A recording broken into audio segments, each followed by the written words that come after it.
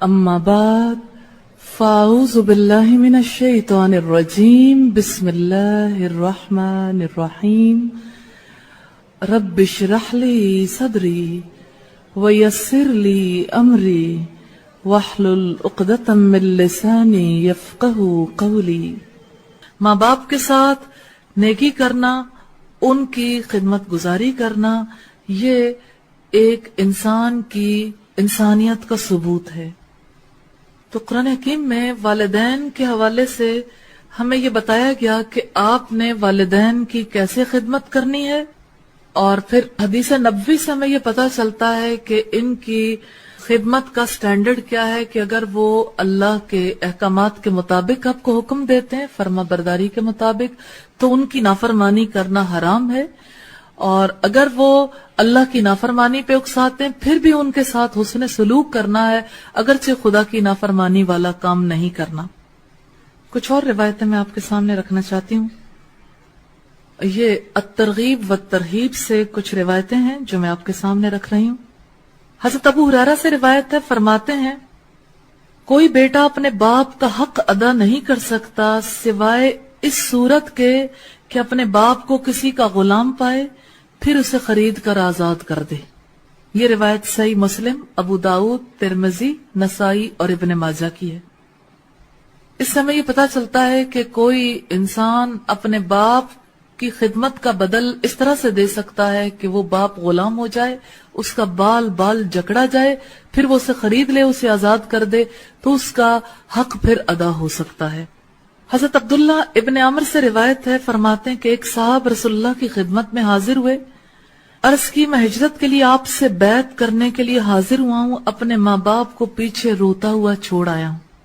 رحمت عالم صلی اللہ علیہ وسلم نے فرمایا ارجع الیہما، آپ لوٹ جاؤ ان دونوں کی طرف، انہیں خوش کرو جیسے انہیں رلا کے آئے ہو، یعنی ان کی طبیعت سیٹ کرو، انہیں مناؤ پھر آنا۔ اس کا یہ مطلب نہیں کہ آپ واپس چلے جاؤ اور پھر اس طرح سے دوبارہ ہجرت نہ کرنا، ہجرت کے عمل سے یہاں روکا نہیں ہے۔ خوش کرنے سے یہ مراد ہے کہ ان کو ذہنی طور پر تیار کرو، فوائد بتاؤ، جب وہ راضی ہو جائیں تو پھر ایسا عمل کرو گے تو وہ فائدہ مند ہوگا۔ اسی طرح حضرت انس سے روایت ہے، فرماتے ہیں کہ ایک آدمی بارگاہ رسالت میں حاضر ہوا اور کہنے لگا میں جہاد پر جانے کی خواہش رکھتا ہوں مگر میں اس پر قدرت نہیں رکھتا۔ آپ صلی اللہ علیہ وسلم نے فرمایا کیا تمہارے ماں باپ میں سے کوئی موجود ہے؟ انہوں نے عرض کیا جی ہاں والدہ ہیں۔ آپ نے فرمایا اس کی خدمت کرتے ہوئے اللہ کی بارگاہ میں پیش ہو جاؤ، یعنی تمہیں موت آئے تو جب تم یہ کرو گے پھر تم حاجی بھی ہو، عمرہ کرنے والے بھی ہو اور جہاد کرنے والے بھی، یعنی جب تمہارے پاس تمہاری بوڑھی ماں موجود ہے، اس کا کوئی خدمت کرنے والا نہیں، تو پھر تم اپنی بوڑھی ماں کی اگر خدمت کرتے ہو تو وہ تمہارے لیے سارے بڑے اعمال کے برابر ہے، حج، عمرہ، جہاد وغیرہ کے۔ حضرت ابو درداء رضی اللہ تعالیٰ عنہ سے روایت ہے کہ ایک آدمی ان کے پاس آیا، پوچھنے لگا میرے نکاح میں ایک عورت ہے اور میری والدہ اسے طلاق دینے کا حکم دیتی ہیں، کیا کروں؟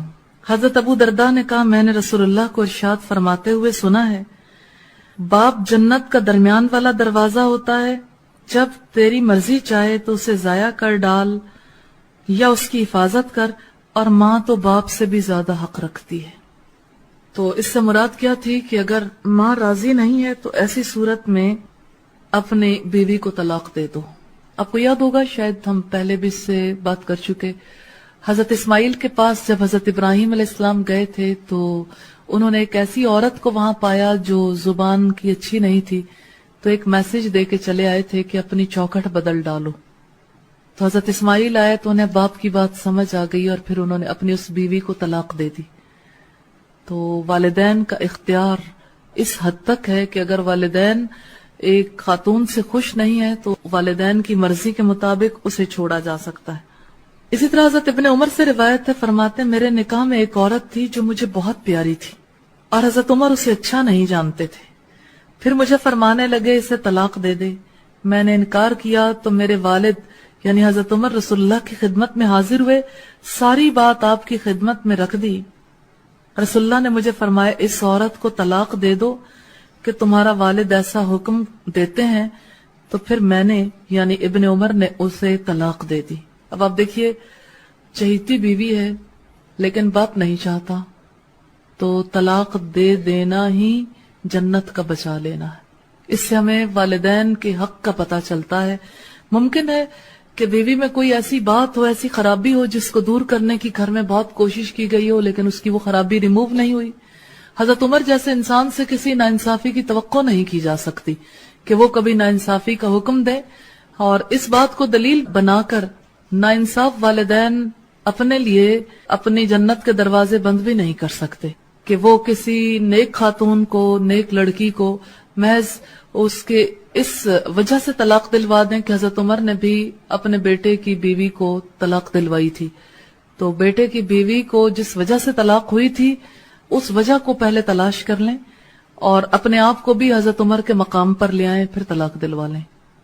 تو یہ جو باتیں ہیں نا والدین کے حقوق کے حوالے سے، اس کو بھی اپنی لمٹس کے اندر ہی رکھنا چاہیے. یہاں جو ہم چیز پڑھ رہے ہیں وہ اس ریفرنس سے ہے کہ والدین جو نیک صالح والدین ہیں، صالح والدین جو ہیں وہ کبھی کسی برائی کا حکم نہیں دے سکتے.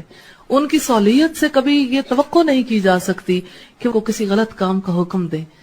تو یقیناً ایسی خرابی اس خاتون کے اندر ہوگی جس کی وجہ سے حضرت عمر نے یہ حکم دیا کہ اس کو طلاق دے دیں، اور جس کی وجہ سے طلاق ہوئی. لیکن بہرحال اس سے پتہ چلتا ہے کہ اگر کسی خرابی کی بنیاد پر کوئی والدین طلاق دلوانا چاہے تو طلاق دلوا سکتے ہیں. حضرت انس بن مالک سے روایت ہے، فرماتے ہیں رسول اللہ نے ارشاد فرمایا جسے یہ پسند ہو اس کی عمر دراز کی جائے اور اس کے رزق میں برکت ہو، اسے چاہیے کہ اپنے ماں باپ کے ساتھ نیک سلوک کرے اور صلہ رحمی سے پیش آئے. اس سے ہمیں پتہ لگتا ہے کہ والدین کے ساتھ حسن سلوک کے جو دنیا میں انسان کو فوائد حاصل ہوتے ہیں، عمر دراز ہوتی ہے اور رزق میں برکت ہوتی ہے. حضرت معاذ بن جبل سے روایت ہے، رسول اللہ نے ارشاد فرمایا جس نے اپنے والدین کے ساتھ حسن سلوک کیا اسے مبارک ہو، اس کے لیے جنت میں شجرہ طوبہ ہے، اللہ اس کی عمر دراز فرمائے. حضرت ثوبان فرماتے ہیں رسول اللہ صلی اللہ علیہ وسلم نے ارشاد فرمایا بے شک انسان اپنے گناہوں کی بنا پر رزق سے محروم ہو جاتا ہے، تقدیر کو سوائے دعا کے کوئی عمل ٹال نہیں سکتا، اور عمر میں اضافہ صرف والدین کی خدمت سے ہو سکتا ہے. حضرت سلمان سے روایت ہے رسول اللہ کا فرمان عالی ہے کہ قضا کو صرف دعا ٹال سکتی ہے اور عمر میں اضافہ صرف والدین کی خدمت اور اطاعت ہی کر سکتی ہے. حضرت سیدنا ابو ہریرہ سے روایت ہے کہ نبی صلی اللہ علیہ وسلم نے فرمایا اس کی ناک خاک آلود ہو، اس کی ناک خاک آلود ہو، اس کی ناک خاک آلود ہو. عرض کی گئی یا رسول اللہ کس کی ناک؟ فرمایا من ادرک والدیہ عند الکبر او احدہما ثم لم يدخل الجنہ، جس نے اپنے ماں باپ کو یا ان میں سے کسی ایک کو بڑھاپے کی حالت میں پایا پھر ان کی خدمت کر کے جنت میں داخل نہ ہو سکا. حضرت جابر بن سمرہ سے روایت ہے کہ نبی صلی اللہ علیہ وسلم ممبر پر جلوہ افروز ہوئے اور فرمایا آمین یا اللہ قبول فرما، آمین آمین.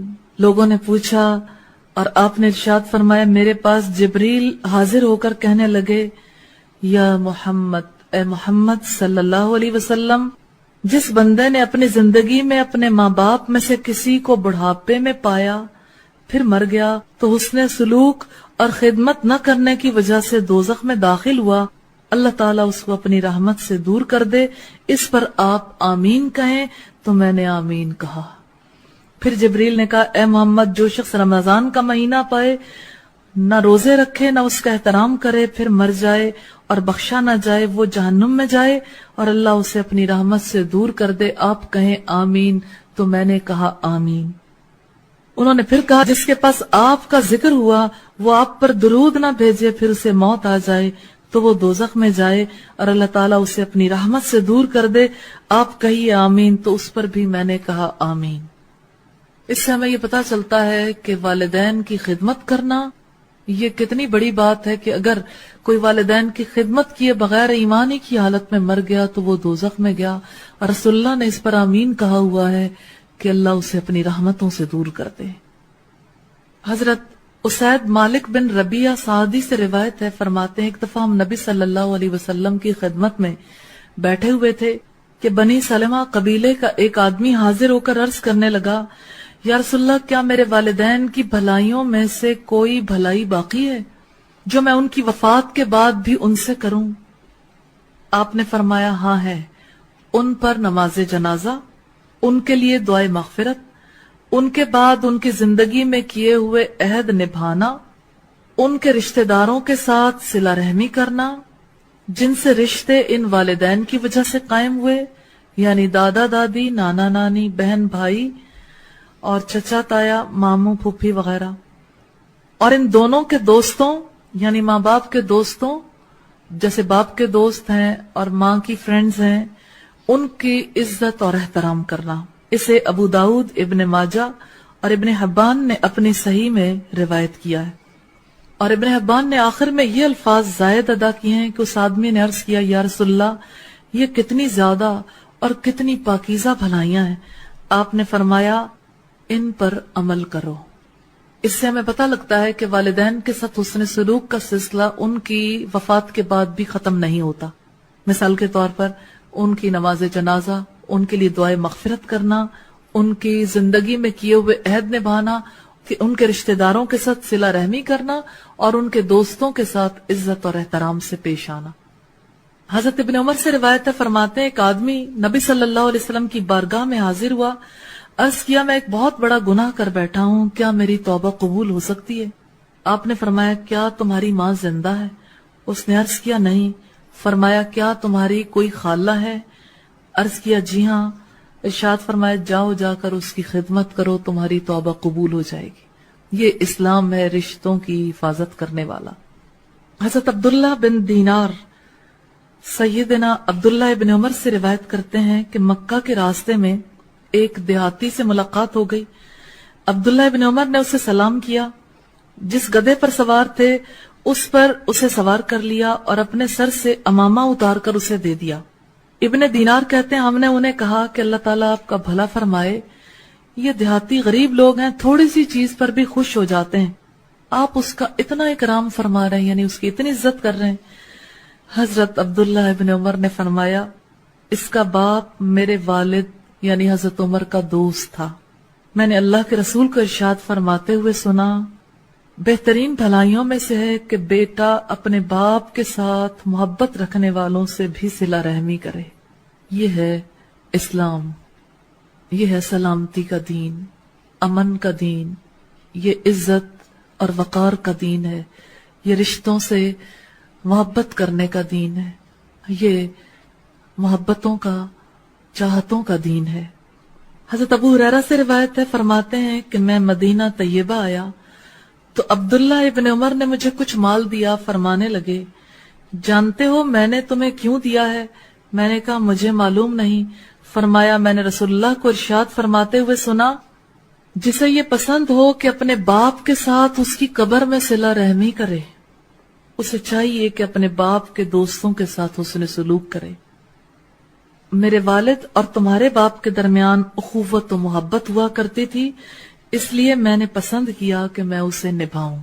یہ ہے دین اسلام، قبر کے اندر بھی ماں باپ کے ساتھ صلہ رحمی کا حکم دینے والا دین، جہان سے جانے کے بعد بھی والدین کے ساتھ حسن سلوک کا حکم دینے والا دین۔ یہاں ہم دیکھ رہے تھے ایک دعا کو، جو دعا ایک بچہ اپنے والدین کے لیے کرتا ہے جب وہ 40 برس کا ہو جاتا ہے۔ 40 برس کا ہونے کے بعد اسے خیال کس چیز کا آتا ہے؟ ان اشکر نعمتک التی انعمت علی وعلی والدی وان اعمل صالحا ترضاہ، کہ اللہ مجھے توفیق دے، ربی اوزعنی، اے میرے رب مجھے توفیق دے کہ میں تیرا شکر ادا کروں، جو نعمتیں تو نے مجھے دی ہیں اور جو نعمتیں تو نے میرے والدین پر کی ہیں، اور میں ایسا نیک عمل کروں جس کی وجہ سے آپ مجھ سے راضی ہو جائیں۔ تو اس طرح سے ہمیں یہ پتہ چلتا ہے کہ والدین کے ساتھ حسن سلوک جو ہے وہ نیک اعمال کے ذریعے سے بھی ہو سکتا ہے، اور ان کے رشتہ داروں سے صلہ رحمی کر کے بھی، اور ان کے جانے کے بعد ان کے دوستوں کی عزت اور ان کا اکرام کر کے بھی، اور ان کے لیے دعائیں کر کے بھی۔ والدین کے لیے دعائیں جو قرآن حکیم میں ہمیں سکھائی گئیں، جیسے سورہ بنی اسرائیل کی آیت نمبر 24 کے حوالے سے، رب ارحمہما کما ربیانی صغیرا، اے میرے رب میرے والدین پر اسی طرح سے رحمتیں کرنا جس طرح انہوں نے بچپن میں میری پرورش کی تھی۔ اسی طرح سورہ ابراہیم کی آیت نمبر 41 کی دعا ہے، ربنا اغفر لی ولوالدی وللمؤمنین یوم یقوم الحساب، کہ اے پروردگار جس دن اعمال کا حساب ہونے لگے مجھے، میرے ماں باپ کو اور سب ایمان لانے والوں کو بخش دینا۔ یہ حسن سلوک کا ایک اور انداز ہے، والدین کے حساب کتاب کی آسانی کی دعا۔ اسی طرح سورہ نوح کی آیت نمبر 28 میں یہ دعا ملتی ہے، رب اغفر لی ولوالدی ولمن، لی جائے۔ اس سے ہمیں پتہ لگتا ہے کہ والدین کا حق کتنا زیادہ ہے، کہ والدین جس وقت جہان میں ہوں تب بھی رحمتوں کی دعا، جہان سے چلے جائیں تب بھی رحمتوں کی دعا، جہان سے چلے جائیں تب بھی ان کے لیے دعا کس بات کی ہے کہ اللہ ان کی قبر کو ٹھنڈا رکھنا، ایسے کام کرنے جس سے ان کی قبر میں بھی ان کے ساتھ صلہ رحمی ہو سکے، اور پھر ان کے حساب کتاب کی آسانیوں کے لیے دعائیں کرنا۔ یہ ہے حسن سلوک جو اسلام چاہتا ہے، یہ ہے وہ طرز عمل جو اسلام چاہتا ہے والدین کے ساتھ روا رکھا جائے۔ پھر آپ دیکھیے کہ ایک انسان کے دو طرف رشتے ہیں، اوپر کی طرف بھی اور نیچے بھی۔ جو انسان والدین کے ساتھ حسن سلوک کرنے والا ہے وہ اپنی اولاد کے حق میں بھی مخلص ہے، اور اللہ تعالیٰ یہ کہتے ہیں کہ دیکھیے اس دعا کے اندر کہ یہ کیا کہتا ہے، وَأَصْلِحْ لِي فِي ذُرِّيَّتِي إِنِّي تُبْتُ إِلَيْكَ وَإِنِّي مِنَ الْمُسْلِمِينَ، میری اولاد کو بھی نیک بنا کر مجھے سکھ دے دے، میں تیرے حضور توبہ کرتا ہوں اور تابع فرمان مسلم بندوں میں سے ہوں۔ اللہ وَأَصْلِحْ لِي، اصلاح کر دیجئے میرے لیے، فی ذریتی، میری اولاد میں، اولاد ہے تو میرے بس میں نہیں ہے، وَأَصْلِحْ، آپ اصلاح کر دیں، لی، میرے لیے۔ یہ تیسری دعا ہے۔ ہر نیک انسان کی یہ خواہش ہوتی ہے کہ اس کی اولاد بھی نیک ہو، اس کا دل مطمئن ہو، اس کی اولاد میں ایسے لوگ ہوں جو اللہ کی غلامی کرنے والے، اللہ کی رضامندی طلب کرنے والے ہوں۔ اور پھر آپ دیکھیں کہ ایک نیک انسان کو اگر دو چیزوں میں سے چوائس کرنا پڑے کہ ایک طرف مال ہے اور ایک طرف نیک اولاد، تو وہ نیک اولاد کو پریفرنس دے گا۔ یہاں دعا مال کے لیے نہیں ہے، وَأَصْلِحْ لِي فِي ذُرِّيَّتِي، کہ میری اولاد کی بھی اصلاح فرما دیجئے، اور اصلاح کس حوالے سے کہ وہ تیری غلام بن جائے، نیک اولاد ہو۔ یہ اولاد ایسی ہے جو صدقہ جاریہ بنے گی، بعد میں والدین کے لیے دعائیں کرے گی، اپنے نیک اعمال کی وجہ سے یہ اولاد جو ہے والدین کی جنت میں داخلے کا سبب بنے گی۔ اور پھر آپ دیکھیں عاجزی کتنی ہے، انی تبت الیک، بات اولاد کی ہو تو انسان کو ایسے ہی دعا کرنی چاہیے کہ میں تیرے حضور توبہ کرتا ہوں۔ کہیں ایسا نہ ہو کہ میرا کوئی جرم میرے آگے آ جائے، میں نے والدین کے حق میں کوئی گستاخی کی ہو، نافرمانی کی ہو، اور میری اولاد میرے ساتھ ویسا ہی معاملہ کرے۔ انی تبت الیک، میں تیرے حضور توبہ کرتا ہوں، وانی من المسلمین، اور میں فرما برداروں میں سے ہوں، میں تیرے سپرد اپنے سب کام کرنے والوں میں سے ہوں۔ تو ہم نے اب تک جو کچھ دیکھا ہے، ایک طرف والدین کے ساتھ حسن سلوک ہے، دوسری طرف اولاد کی اصلاح۔ انسانی نسل کا طریقہ کار بھی یہ ہے کہ جو اس سے اوپر والے ہیں ان کے ساتھ حسن سلوک کیا جائے، جو اس کی پرورش کو ممکن بناتے ہیں، جو اس سے محبتیں دیتے ہیں، اور دوسری طرف پھر جو افراد اس کے ذمے ہوں ان کی تربیت کا نظام چلانے کے لیے اس کے اندر حقوق و فرائض کا شعور بیدار ہو، ان کا وہ حق ادا کر سکے۔ تو یوں ایک طرف محسن کا احسان ادا ہو رہا ہے، دوسری طرف فرائض کی ادائیگی ہے۔ تو جو ماں باپ کے فرائض ہوتے ہیں اولاد کا اس وقت تو حق ہوتا ہے، لیکن پھر اولاد کے لیے بھی جب فرائض ہوتے ہیں تو وہ فرائض ادا کرنے ضروری ہوتے ہیں۔ یہاں جو خاص بات ہے نا وہ یہ ہے کہ والدین کا حق شناس بن کر ایک انسان خدا شناس بنے، کہ جیسے والدین کے حق کو پہچانے گا تو والدین کے توسط سے اپنے مالک کا حق پہچان لے اور اپنے مالک کا اطاعت گزار اور وفا شیار ہو جائے۔ اس طرح سے وہ ابدی رحمتوں کا مستحق ہو سکتا ہے۔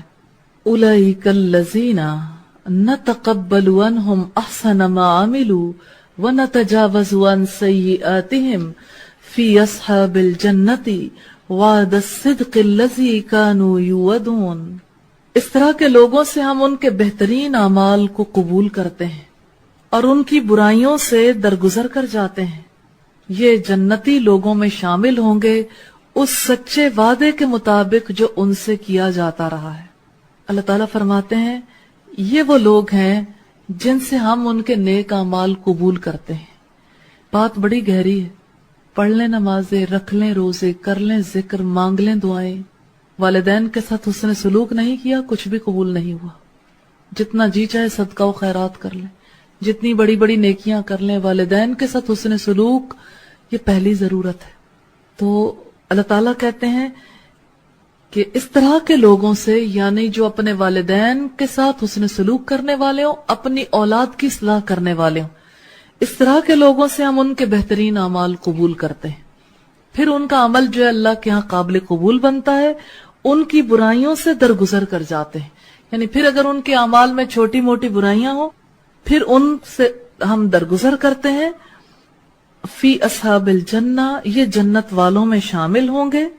تو اس سے ہمیں پتہ چلتا ہے کہ اللہ کے ہاں جزائے اعمال جو ہے یہ اعمال حسنہ کی بنیاد پر ہے کہ اچھے اعمال ہوں گے، اچھی جزا ملے گی، اور اللہ تعالیٰ کے یہاں گناہوں کو معاف کر دیا جاتا ہے اچھے اعمال کرنے والوں کے، اور جنت کے اصل مستحقین کے ساتھ یہ لوگ جا ملیں گے۔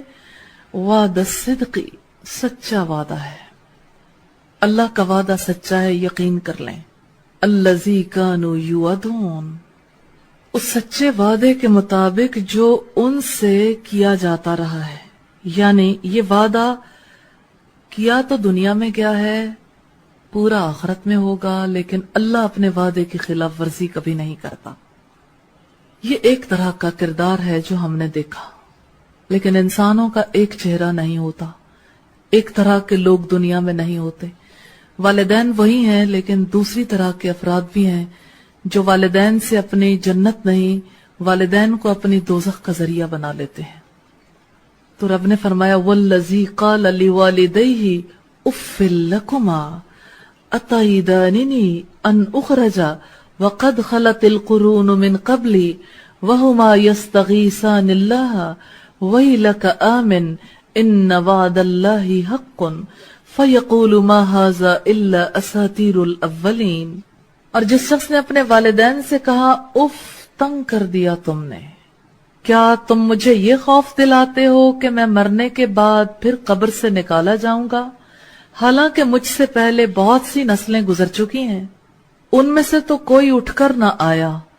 ماں اور باپ اللہ کی دہائی دے کر کہتے ہیں ارے بد نصیب مان جا، اللہ کا وعدہ سچا ہے، مگر وہ کہتا ہے یہ سب اگلے وقتوں کی فرسودہ کہانیاں ہیں۔ یہ دوسرا کردار ہے، والدین مومن اور بیٹا نافرمان ہے۔ اب دیکھیے کہ سب سے پہلے وہ بیٹا جو ہے وہ کس چیز کا انکار کرتا ہے، والدین کی نیک روش کا، نیکی کا انکار کرتا ہے، اور اس کا رویہ کیسے کرخت ہے، ایک جارے کی طرح ہے، قابل نفرت انداز میں اپنے والدین سے مخاطب ہوتا ہے، اور الفاظ کیا ہے، اف لکما، اف، تنگ کر دیا تم نے۔ یعنی اگر والدین کو کسی نے کہا نا اف لکما، تو یہ والدین کو نہیں کہا، پورے دین کا اس نے انکار کر دیا، پورے دین کے مزاج کو اس نے خراب کر دیا۔ جو والدین کے ساتھ سنسیئر نہیں وہ در حقیقت دیندار نہیں ہے، جو والدین کا خدمت گزار نہیں، جو والدین کے حقوق ادا نہیں کرتا، وہ اپنے سچے دین پر نہیں ہے۔ کیونکہ سچے دین میں اللہ کی عبادت کے بعد دوسرا بڑا حق جو ہے وہ والدین کا، انسانوں میں سے پہلا اور رب کے بعد دوسرا بڑا حق۔ یہ کہتا ہے اتعیداننی ان اخرج وقد خلت القرون من قبلی، کیا تم مجھے یہ خوف دلاتے ہو کہ میں مرنے کے بعد قبر سے نکالا جاؤں گا حالانکہ مجھ سے پہلے نسلیں گزر چکی ہیں؟ یعنی وہ چلے گئے، ان میں سے تو کوئی ایک بھی واپس نہیں آیا۔ کتنی لمیٹڈ اپروچ ہے نا۔ کب رب نے وعدہ کیا کہ جانے والے لوٹ لوٹ کے دنیا میں آئیں گے؟ وہ تو ایک دن ہے، قیامت کا دن، وہ تو حشر کا دن ہوگا جب سب کو قبروں سے اٹھایا جائے گا، وہ تو یوم البعث جسدن اٹھایا جانا ہے۔ تو یہ بات انکار کرنے کے لیے کافی نہیں ہے کہ کوئی حساب کتاب نہیں ہوگا، کہ کوئی اٹھ کر نہیں آیا۔ جب اٹھایا جائے گا تو ساری حقیقت سامنے آ جائے گی۔ والدین جب اس کے منہ سے یہ کفر سنتے ہیں پریشان ہو جاتے ہیں، کیونکہ والدین مومن ہیں اور وہ محسوس کرتے ہیں کہ یہ ہمارا بچہ تو ہے لیکن اللہ کا گستاخ ہے، مارے خوف کے کانپ اٹھتے ہیں اور اللہ سے دعائیں کرتے ہیں، اللہ کے آگے فریاد کرتے ہیں، کہتے ہیں وَهُمَا يَسْتَغِيثَانِ اللَّهَ، وہ اللہ سے فریادیں کرتے ہیں، وَيْلَكَ آمِن، اس سے کہتے ہیں تیری خرابی ہو، تو ایمان لیا، تم مان جاؤ۔ اس فکرے سے والدین کا خوف، ان کی پریشانی، ان کے اندر کی جو الجھن ہے اور اندر کا جو غم ہے وہ جھلکا پڑتا ہے کہ یہ بچہ نافرمان ہے، بدبخت ہے، کفر پر آمادہ ہے، وہ چاہتے ہیں کسی طرح سے ہمارا بچہ مان جائے۔ دیکھیے دنیا میں اپنے والدین سے زیادہ کوئی کسی کے لیے مخلص نہیں ہو سکتا۔ سب سے اچھا مشورہ والدین دے سکتے ہیں، اور یہ صالح والدین دے سکتے ہیں۔ صالح والدین کا مشورہ کیا ہے؟ وہ کہتے ہیں وَيْلَكَ آمِن، تیری خرابی ہو، تو ایمان لیا، ان وعد اللہ حق، اللہ کا وعدہ سچا ہے۔ لیکن بیٹا جو ہے وہ انکار پر تلا ہوا ہے، کہتا ہے ما ھذا الا اساطیر الاولین، یہ پہلے لوگوں کی کہانیاں ہیں، یہ ایسے لوگوں کی باتیں ہیں جو ہماری سمجھ میں آنے والی نہیں ہے، وہ لوگ گزر گئے، اب تو نیا دور ہے، اب نئے دور کی باتیں کریں۔ تو رب یہ کہتا ہے اولئک الذین حق علیہم القول فی امم قد خلت من قبلہم من الجن والانس انہم کانوا خاسرین، یہ وہ لوگ ہیں جن پر عذاب کا فیصلہ چسپاں ہو چکا ہے، ان سے پہلے جنوں اور انسانوں کے جو ٹولے اسی قماش کے ہو گزرے ہیں انہی میں یہ بھی جا شامل ہوں گے، بے شک یہ گھاٹے میں رہ جانے والے لوگ ہیں۔ یعنی جو اللہ کی ذات پر ایمان نہیں لاتے، آخرت پر ایمان نہیں لاتے، ان پر عذاب کا فیصلہ چسپاں ہو چکا، جیسے پہلے نیک کام کرنے والے اہل جنت میں شامل ہو گئے، اسی طرح سے یہ لوگ جو ہیں گھاٹے میں رہ جانے والوں کے ساتھ شامل ہو جائیں گے۔ اس سے ہمیں یہ پتہ چلتا ہے کہ والدین کی نافرمانی کرنا یوں تو بذات خود بہت بڑا جرم ہے، لیکن والدین کی نافرمانی اگر حق کو قبول کرنے کے معاملے میں کی جائے تو یہ بدرجہ بڑا جرم ہو جاتا ہے۔ تو جیسے والدین کی فرما برداری کے حوالے سے ہم نے دیکھا، کچھ احادیث میں آپ کے سامنے رکھنا چاہتی ہوں ماں باپ کی نافرمانی کے حوالے سے بھی، تاکہ یہ واضح ہو جائے ماں باپ اگرچہ مشرک ہوں، اگر وہ اللہ کی نافرمانی کا حکم نہیں دیتے تو ان کی اطاعت کی جائے گی اور اس میں سلوک ضرور کیا جائے گا۔ اور یہ کیسا کردار ہے جو ماں باپ سے کہتا ہے اف تنگ کر دیا تم نے، پتہ لگتا ہے نا بنیادی انسانی اخلاقیات سے یہ شخص محروم ہے۔ حضرت عبداللہ ابن عمر ابن عاص روایت کرتے ہیں کہ نبی صلی اللہ علیہ وسلم نے ارشاد فرمایا کہ الکبائر الاشراک باللہ وعقوق الوالدین وقتل النفس والیمین الغموس، کبیرہ گناہ یہ ہیں اللہ کے ساتھ شرک کرنا، والدین کی نافرمانی، کسی جان کو ناحق قتل کرنا اور یمین غموس یعنی جھوٹی قسم۔ اس سے ہمیں پتہ چلتا ہے کہ والدین کی نافرمانی کرنا جو ہے یہ کبیرہ گناہ ہے، معاف ہونے والا گناہ نہیں ہے۔ حضرت ابن عمر سے روایت ہے آپ نے فرمایا 3 افراد ایسے ہیں قیامت کے روز اللہ تعالیٰ ان کی طرف نظر کرم نہیں فرمائے گا، جن میں سے ایک والدین کا نافرمان ہے، دوسرا شراب نوشی کرنے والا، اور تیسرا احسان کر کے جتلانے والا۔ اسی طرح آپ نے فرمایا 3 وہ ہیں جو جنت میں داخل نہیں ہو سکیں گے، یعنی والدین کا نافرمان، دیوس یعنی بے غیرت مرد، اور مردوں جیسی چال ڈھال دکھانے والی عورت۔ دونوں روایات سے ہمیں یہ پتہ چلتا ہے، جو نسائی اور بزار نے روایت کی ہیں، کہ والدین کی نافرمانی کرنا کتنا بڑا جرم ہے۔ قیامت کے روز اللہ تعالیٰ نظر کرم نہیں کرے گا، جنت میں داخل نہیں کرے گا، اور اسی طرح سے ہمیں یہ پتہ چلتا ہے کہ یہ کبیرہ گناہوں میں سے ایسا بڑا گناہ ہے جو معاف ہونے والا نہیں، کبیرہ گناہ جہنم میں لے جانے والے۔ حضرت ابو امامہ سے روایت ہے، فرماتے ہیں رسول اللہ نے فرمایا 3 افراد ایسے ہیں لا يقبل اللہ عز وجل منہم صرفا ولا عدلا، 3 بدقسمت ہیں جن کی اللہ عز وجل نہ نفلی عبادت قبول کرتا ہے نہ فرض عبادت۔ احسان جتلانے والا، تقدیر الہی کو جھٹلانے والا، اور والدین کا نافرمان۔ والدین کا نافرمان جو ہے اللہ تعالیٰ کے ہاں اس کا کیا درجہ ہے، اس کی نہ کوئی فرض عبادت قبول ہوتی ہے نہ نفل۔ اس کا مطلب ہے اس نے اپنی جنت کھو دی باوجود عبادتوں کے، اس نے اپنی دوزخ کا انتظام کر لیا، اس لیے کہ رسول اللہ صلی اللہ علیہ وسلم نے فرمایا وہ دونوں تیری جنت ہیں یا تیری دوزخ ہیں۔ تو دیکھیے نافرمانی سے انسان کیسے دوزخ تک جا پہنچتا ہے۔ اسی طرح سے حضرت ابو بکرہ سے روایت ہے، اب صلی اللہ علیہ وسلم نے ارشاد فرمایا سب گناہوں میں سے جس کی سزا اللہ تعالیٰ چاہتا ہے روز قیامت تک مؤخر کر دیتا ہے، دنیا میں سزا نہیں دیتا۔ بہت امپورٹنٹ حدیث، سوائے ماں باپ کی نافرمانی کے، کہ اس کے مرتکب کو اللہ تعالیٰ اسی زندگی میں مرنے سے پہلے سزا دیتا۔ جس نے ماں باپ کی جتنی نافرمانی کی سزا یہیں بھگت لے گا۔ استغفر اللہ، استغفر اللہ۔ حضرت عبداللہ بن ابی اوفا سے روایت ہے، فرماتے ہیں کہ ہم رسول اللہ کی خدمت اقدس میں حاضر تھے، ایک آدمی آ کر عرض کرنے لگا ایک نوجوان عالم نظم ہے، اسے کہا جاتا ہے کہ لا الہ الا اللہ پڑھو مگر نہیں پڑھ سکتا۔ رسول اللہ نے پوچھا کیا وہ نماز پڑھتا تھا؟ آنے والا بولا جی ہاں۔ اب رسول اللہ اٹھ کر چل پڑے، ہم بھی آپ کے ساتھ چلے، آپ اس نوجوان کے پاس تشریف لے گئے اور فرمایا لا الہ الا اللہ کہو۔ اس نے عرض کی میں نہیں کہہ سکتا۔ فرمایا کیا وجہ ہے؟ کسی نے عرض کیا کان یعق والدتہ، یہ اپنی والدہ کی نافرمانی کرتا تھا۔ نبی صلی اللہ علیہ وسلم نے فرمایا کیا اس کی والدہ زندہ ہے؟ لوگوں نے عرض کیا جی ہاں۔ فرمایا اسے بلا لاؤ۔ والدہ کو بلایا گیا، وہ حاضر ہوئی تو آپ نے فرمایا یہ تمہارا بیٹا ہے؟ اس نے عرض کیا جی ہاں۔ ارشاد فرمایا کیا خیال ہے تمہارا کہ اگر بہت بڑی آگ بھڑکائی جائے اور تمہیں کہا جائے کہ اگر تم اس کی سفارش کرو گی تو ہم اسے چھوڑ دیتے ہیں ورنہ اس کو آگ میں جلا ڈالیں گے، تو کیا تم اس کی سفارش کرو گی یا جل جانے دو گی؟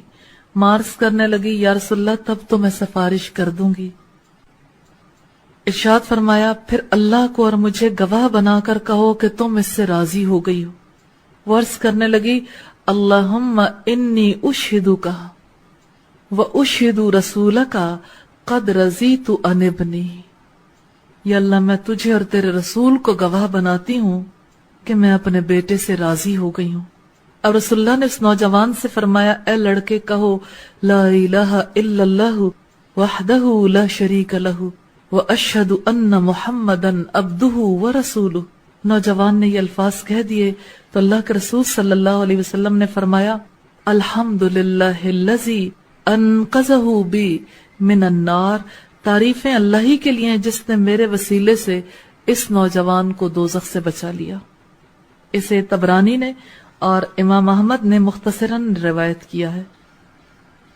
یوں ہم کو پتہ چلتا ہے کہ والدین کی نافرمانی کرنا یہ اتنا بڑا گناہ ہے کہ اللہ کی نظر کرم بدل جاتی ہے، انسان کے فرض عبادات نوافل قبول نہیں ہوتے، اور والدین کی نافرمانی کی وجہ سے کس طرح سے انسان کے لیے وہ آگ مقدر کر دی جاتی ہے، اور کس طرح سے دنیا میں ہی اللہ تعالیٰ اس کا بدلہ دلوا دیتے ہیں۔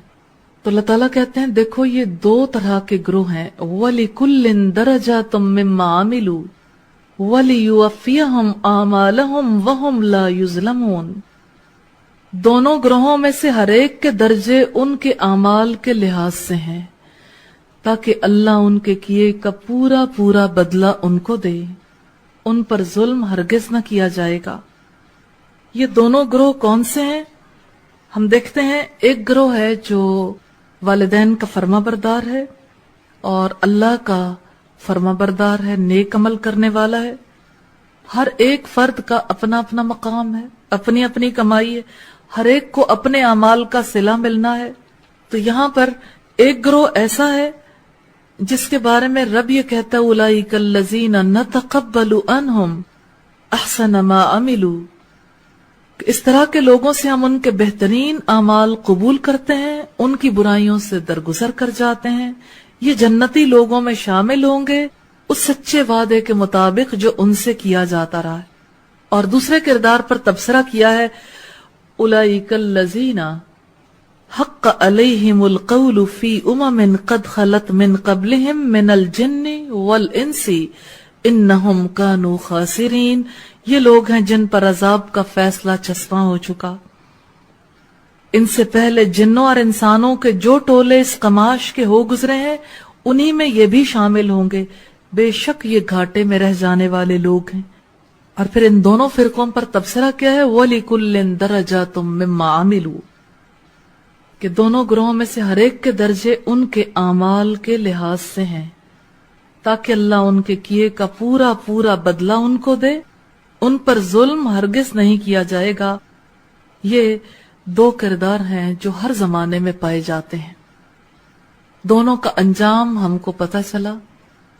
اب یہ ہماری اپنی چوائس ہے کہ ہم نے خدا پرستی، والدین کی احسان شناسی کا راستہ، عمل صالح کا راستہ اختیار کرنا ہے، یا خدا فراموشی، والدین کی حق ناشناسی اور اعمال سیئہ کا راستہ اختیار کرنا ہے۔ اللہ تعالیٰ کہتے ہیں دیکھو دونوں گروہوں کے اپنے اپنے درجات ہیں، فیصلہ آپ کے ہاتھ میں ہے، لیکن کچھ اور باتیں بھی ذہن میں رکھ لو کہ معاملہ صرف دنیا کا نہیں ہے۔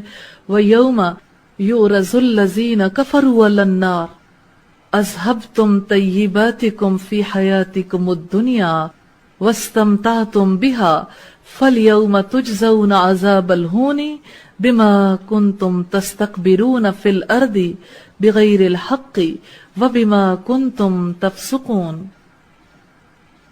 پھر جب یہ کافر لوگ آگ کے سامنے لا کھڑے کیے جائیں گے تو ان سے کہا جائے گا تم اپنے حصے کی نعمتیں اپنی دنیا کی زندگی میں ختم کر چکے، ان کا لطف تم نے اٹھا لیا، اب جو تکبر تم زمین میں کسی حق کے بغیر کرتے رہے اور جو نافرمانیاں تم نے کی، ان کی پاداش میں آج تم کو ذلت کا عذاب دیا جائے گا۔ قیامت کا منظر ہے، اللہ تعالیٰ دنیا سے اٹھا کر قیامت کے منظر میں لے جا کر کھڑا کر دیتے ہیں کہ آج جس چیز کا تم انکار کرتے ہو دیکھو وہ وقت آنے والا ہے، اور دیکھنے والا جو ہے وہ گہرے غور و فکر میں ڈوب جاتا ہے۔ آگ ہے، آگ میں ڈالے جانے کا منظر ہے۔ اللہ تعالیٰ یہ کہتے ہیں کہ دیکھو تم اپنے حصے کی نعمتیں دنیا میں ختم کر چکے، ان کا لطف تم نے اٹھا لیا، دنیا میں بہت پاکیزہ چیزیں تمہیں دی گئی تھیں، تم نے عیش و عشرت میں لٹا دیا، تم نے سب کچھ ہی چر چگ لیا، جیسے چڑیاں جیسے جانور چر چگ لیتے ہیں، کچھ بھی آخرت کے لیے نہ چھوڑا۔ آگ کے سامنے کھڑا ہوا انسان سوچتا ہے، پچھتاتا ہے، حسرت محسوس کرتا ہے، لیکن کچھ بھی ہاتھ نہیں آتا۔ اللہ تعالیٰ کہتے ہیں کہ دیکھو آج تمہارے پاس کل کے لیے بچانے کو بہت کچھ ہے، اس دنیا میں طیبات اللہ نے عطا کی، آخرت کے لیے بھی بچا لو نا۔ تو اللہ تعالیٰ یہ کہتے ہیں دیکھو جسے تم طویل سمجھتے ہو، اچانک تمہیں پتہ لگے گا ایک ہی جست میں کہاں جا پہنچو گے، وَيَوْمَ يُعْرَضُ الَّذِينَ كَفَرُوا عَلَى النَّارِ، کہ اس دن جب وہ آگ پر پیش کیے جائیں گے جنہوں نے انکار کیا۔ اللہ کہتا ہے یہ زندگی ہے نا، ایک ہی جست میں وہاں جا پہنچو گے، پھر پچھتاؤ گے۔ آج سوچ لو، آج کل کو بنا لو۔ فَالْيَوْمَ تُجْزَوْنَ عَذَابَ الْهُونِ بِمَا كُنْتُمْ تَسْتَكْبِرُونَ فِي الْأَرْضِ بِغَيْرِ الْحَقِّ وَبِمَا كُنْتُمْ تَفْسُقُونَ۔ فرد جرم عائد کی جا رہی، چارج شیٹ، جلدی سے ایک آرڈر نکالا جا رہا ہے عدالت کا۔ جیسے عدالت کا آخری فیصلہ آتا ہے نا، اسی طرح سے آخری فیصلہ آ رہا ہے۔ اور وہ کیا ہے؟ جو تکبر تم زمین میں کسی حق کے بغیر کرتے رہے اور جو نافرمانیاں تم نے کی، ان کی پاداش میں آج تم کو ذلت کا عذاب دیا جائے گا۔ اللہ اس عذاب کے سامنے لے جا کے کھڑا کر دیتا ہے کہ آج اپنے زندگی کی اصلاح کر لو۔ اس دنیا میں جو شخص بھی تکبر کرتا ہے ناحق کرتا ہے۔ تکبری کی وجہ سے انسان فسق کا، فجور کا راستہ اختیار کرتا ہے، تو اللہ تعالیٰ کہتے ہیں کہ دیکھو اگر آج یہ راستہ اختیار کیا تو یاد رکھنا پھر کل آگ کے سامنے پیش کیے جاؤ گے، اور کل تمہارے لیے پھر کوئی کچھ نہیں کر سکے گا۔ تو جو لوگ اپنی دنیا کی طیبات کے لیے آخرت کی طیبات کو نظر انداز کرنے والے ہیں، وہی لوگ آخرت میں ذلت آمیز عذاب سے دوچار ہونے والے ہیں۔ یہ انجام ہے آخرت کا۔ دنیا میں انسان آخرت کی طیبات کو کیوں قبول نہیں کرنا چاہتا؟ اپنی مصلحتوں کی وجہ سے اور اپنے دنیا کے مفادات کی وجہ سے اپنی دنیا کو ترجیح دیتا ہے اور آخرت کو بھول جاتا ہے۔ تو اللہ تعالیٰ یہ کہتے ہیں کہ دیکھ لو، انجام تمہارے سامنے ہے، فیصلے کی ڈور تمہارے ہاتھ میں ہے، اختیار تمہارا ہے، اہانت آمیز عذاب تمہارے سامنے ہے۔ اب تم جو چاہو کر سکتے ہو۔ اگر چاہو تو خدا خوفی پر آمادہ ہو جاؤ اور اپنی جنت محفوظ کر لو، اور چاہو تو دنیا دنیا کرتے دوزخ میں چلے جاؤ۔ ان عورتوں کے لیے کیا حکم ہے جو اپنی ماں کو چھوڑ کے شادیاں کر کے چلی جاتی ہیں، پھر بچے ہو جاتے ہیں، پھر وہ وہاں گم ہو جاتی ہیں، اور اگر وہ اپنی ماں کو وہاں رکھنا چاہیں تو نہیں مانتے۔ 99% جو ہسبینڈ ہے نا وہ کہتے ہیں تمہارے بھائی کیوں نہیں رکھتے، بہویں کیوں نہیں رکھتی؟ تو اس کے لیے ان کو کتنا گناہ ہوگا جن کے سامنے ان کی مائیں رل جاتی ہیں اور سنبھال نہیں سکتی۔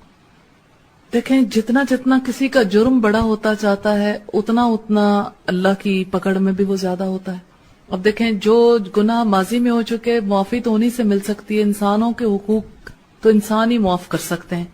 اب جن لوگوں نے اپنے گھروں کو چھوڑ دیا، پھر اس کے بعد یعنی گھروں کو چھوڑنے سے دو چیزیں میری سمجھ میں آ رہی ہیں۔ ایک تو یہ کہ عام طور پر جب شادیاں ہو جاتی ہیں گھر چھوڑ دیتی، لیکن ایک وہ لڑکیاں بھی ہیں جو گھروں کو چھوڑ کر پیرنٹس کو اتنا بڑا دکھ دے کے اتنے بڑے حادثے کے بعد چلی جاتی، تو آپ دیکھ لیں ان کی بچت ہی نہیں ہے، کسی بھی طور بچت نہیں ہے، کیونکہ نہ فرض نماز قبول ہوگی، نہ فرائض، نہ نوافل۔ اور والدین کا جو درجہ ہے ان کے آگے تو جھک کے رہنے کا ہی درجہ ہے۔ اور دوسری بات جو آپ کہتے ہیں کہ اپنے گھروں میں جا کے اپنے بچوں میں جو پڑ جاتی ہیں، تو جتنا ممکن ہو اتنے اپنی طرف سے کوشش ضرور کرنی چاہیے۔ یعنی اب دیکھیں بعض اوقات والدین فاصلے پہ رہتے ہیں، آپ اتنا وقت نہیں دے سکتے، تو ٹھیک ہے اتنا وقت نہیں دیا جا سکتا تو کم از کم ٹیلی فونک ٹاک ہو سکتی ہے۔ اسی طرح جیسے دور رہتے ہوئے بھی ان کے لیے ان کی ضروریات کو پورا کرنے کے لیے کچھ نہ کچھ اقدامات ہو سکتے ہیں، ایسے ہی جیسے ان کی دکھ سکھ ہے، ان کی بیماری، ان کے باقی مسائل ہیں، ان کو سالو کیا جا سکتا ہے۔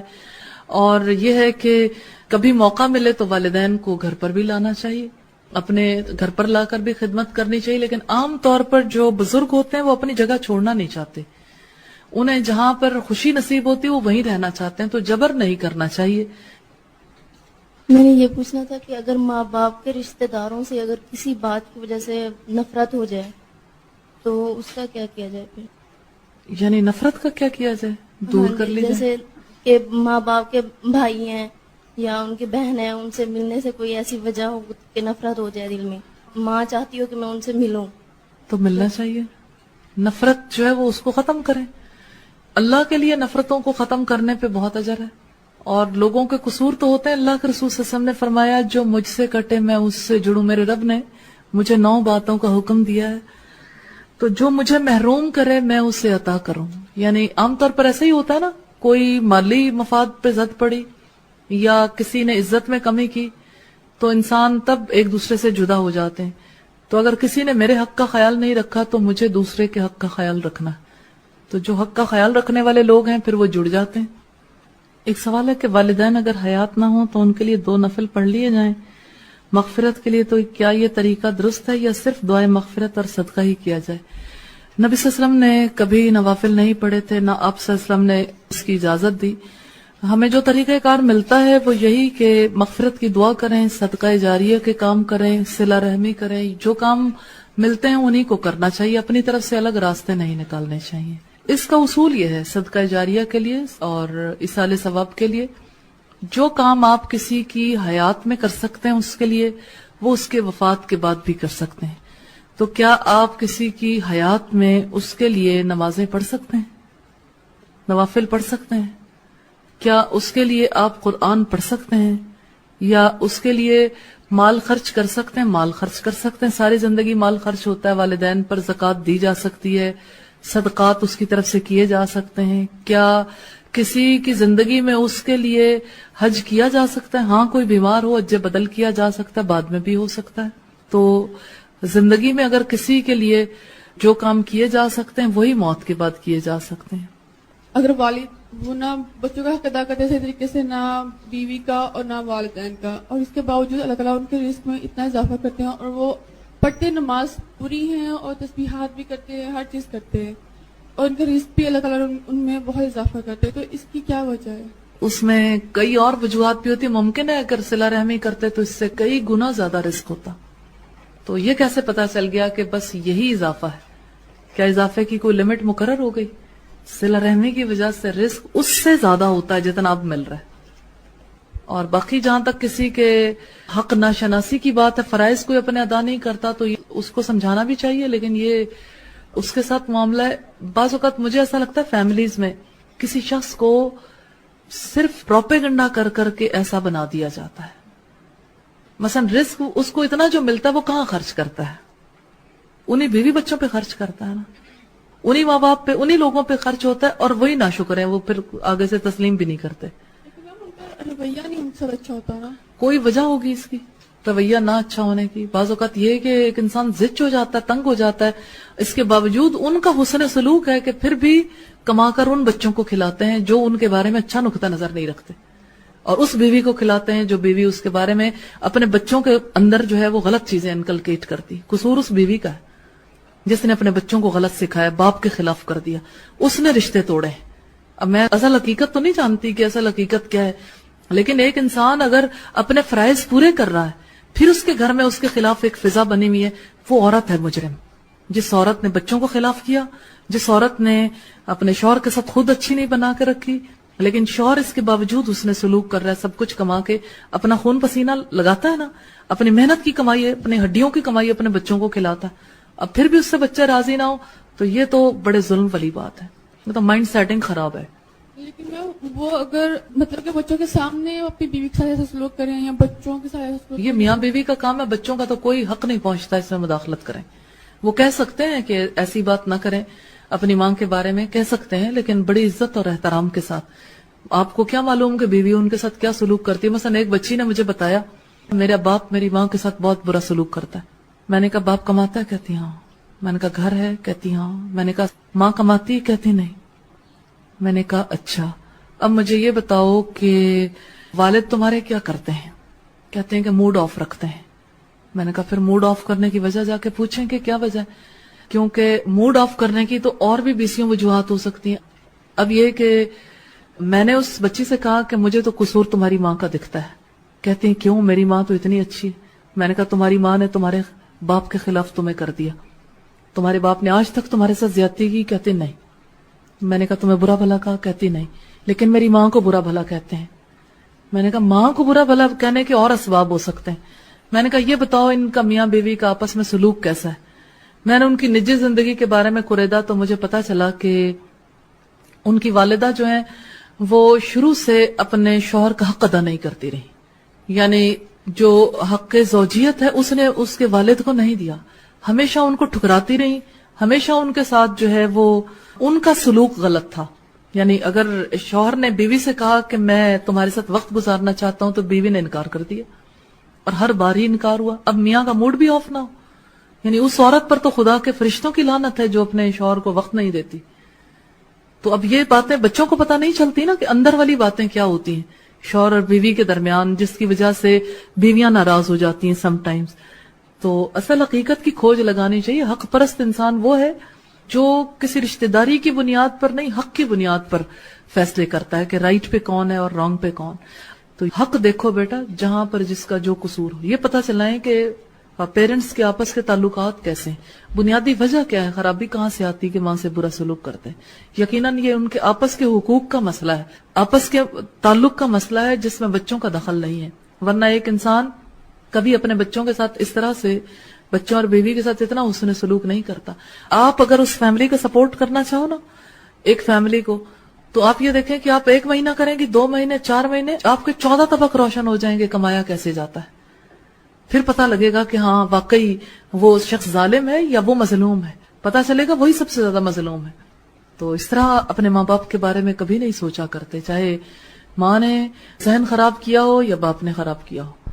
ہر رشتے کا اپنا اپنا حق ہے اور صلہ رحمی کی کوشش کرنی ہے انشاءاللہ. ہاں جی, میں نے بات پوچھنی تھی, جیسے ابھی بات ہوئی ہے کہ اگر لڑکی کی شادی ہو جاتی ہے تو جس حد تک ممکن ہے اپنے پیرنٹس کے ساتھ اس نے سلوک کرے, اور اگر سچویشن ایسی ہو جائے کہ پیرنٹس بیمار ہیں اور لڑکی کا شوہر اسے اجازت نہیں دے رہا کہ آپ جاؤ اور جا کے کیئر کر سکو کچھ عرصہ, تو اس میں کیا کرنا چاہیے, کہ بات کس کی مانی چاہیے؟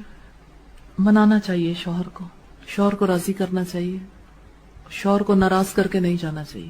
رشتے سارے اپنی اپنی جگہ عام ہیں, تو شادی کے بعد شوہر کا جو رائٹ ہے وہ اپنی جگہ پہ. اس کا یہ مطلب نہیں کہ وہ ماں کے پاس نہ جائے شوہر کو منا کے, اس کو احساس دلائے کہ یہ میرا فرض ہے اور آپ کے ساتھ رشتے کی وجہ سے میرا یہ فرض ختم نہیں ہو جاتا.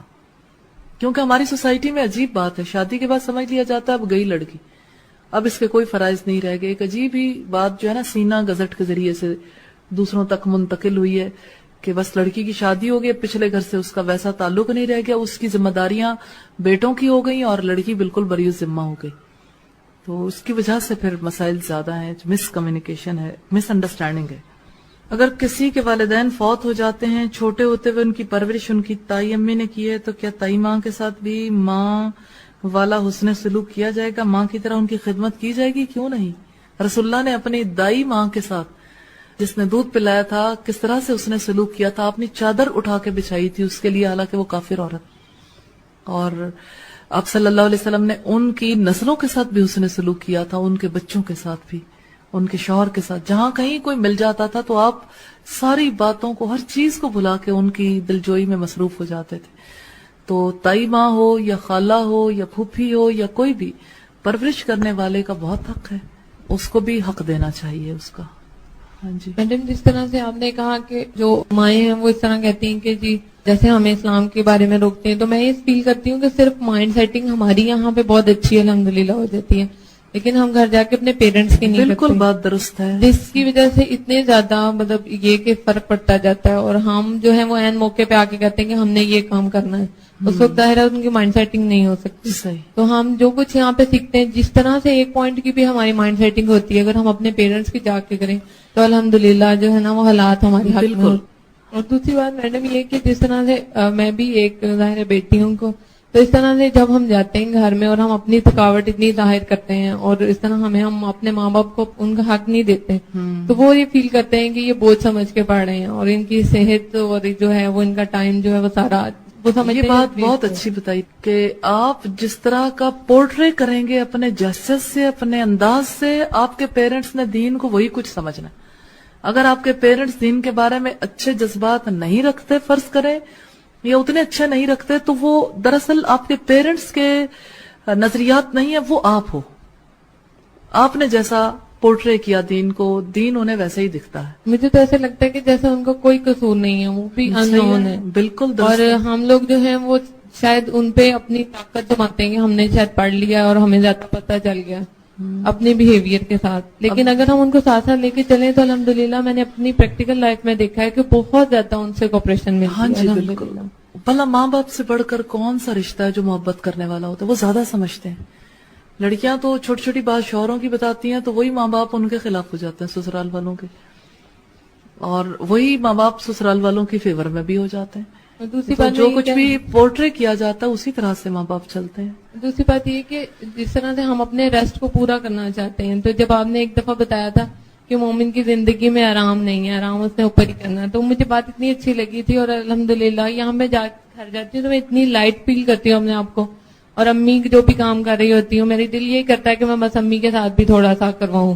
اور وہ خود فیل کرتی ہیں کہ تم آئی ہو اور اس طرح سے تم تھک گئی ہو، تم تھوڑا ریسٹ کر لو. لیکن جب میں ان کے ساتھ ہیلپ کر رہی ہوتی ہوں ان کو احساس ہوتا ہے کہ نہیں یہ کچھ اچھا سیکھ کے آئی ہے وہاں سے. ہاں جی الحمدللہ، یہ بہت پیاری بات آپ نے کہی کہ جب آپ تعاون کرنے والے بنو گے، آپ حق ادا کرنے والے بنو گے تو دوسرے بھی آپ کے مسائل کو سمجھنا شروع کر دیں گے. اور جتنی آپ کو اپنے پیرنٹس سے محبت ہے، آپ سے سینکڑوں گنا، ہزاروں گنا، میں کہتی ہوں لاکھوں گنا، مجھے کوئی کمپیریزن ہی نہیں ہے. جتنی ماں کی محبت ہے، ماں کی محبت کا تو کوئی اندازہ لگا ہی نہیں سکتا جتنا ماں اپنے بچے کے لیے دل کھلا رکھتی ہے.